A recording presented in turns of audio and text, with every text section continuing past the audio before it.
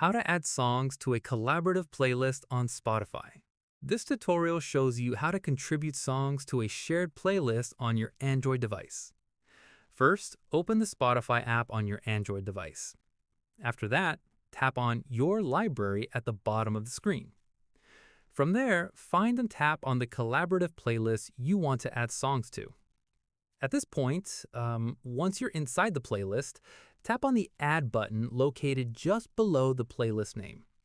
In the next step, a new screen will appear with a search bar at the bottom and a list of suggested songs above it.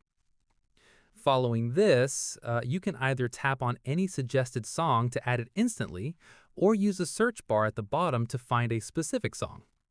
Once done, tap the plus icon next to any song to add it to the collaborative playlist. Finally, go back to the playlist and you'll see all the newly added songs now appearing in the list. And that's it.